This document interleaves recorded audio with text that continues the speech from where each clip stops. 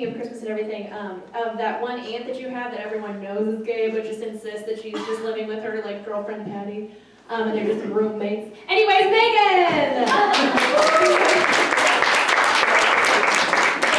Wow, thank you for that butch joke as I stroll up here in my boots holding a beer. That's lovely. I actually do live with 3 other women, so deal with that.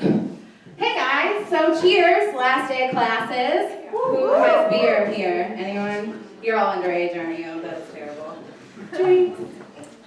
I'm not underage, in case you didn't get that. Yeah, so I have 122 days left until I graduate.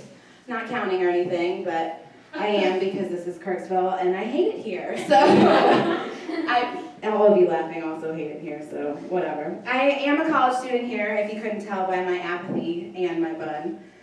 So, but yeah, as I'm rounding my last few classes here, I'm dabbling in a couple new things. So I picked up a gender course, which is teaching me all about women's rights, which is dangerous for my woman brain. You know, you don't want these women strolling around with ideas and such. But we took this whole class period and learned about these metaphors associated with women and their virginity. There's lots of good ones out there. A non-virgin woman is like a toothbrush, like a dirty toothbrush. You know, you don't want to use a dirty toothbrush, you don't stick that in your mouth.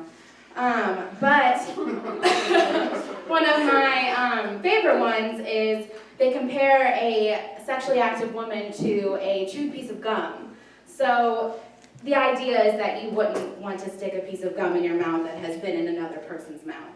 I don't know what type of gum you're chewing, unless it's juicy fruit, because that one does lose flavor. But I have once chewed a piece of gum that's been through 4 people's mouths, and I was still able to blow bubbles, so I think that's totally fine. I don't know if that joke is more about the gum or more about my habits, but you know, figure that one out.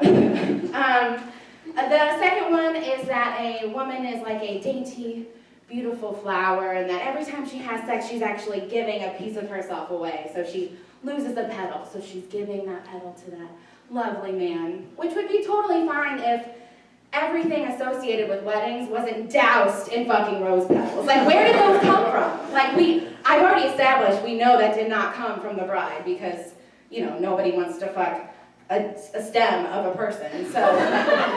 So you're looking at the husband and you're like, how did he get all these fucking petals? Like, he's nerdy, he's wearing glasses, like, no way that these are all his. But then you pick one up and you put it to your ear like a little seashell, and then you just hear the whispers of sexcapades past, and it just sounds like nervous laughter and like sweat. So you're like, oh yeah, that's definitely his.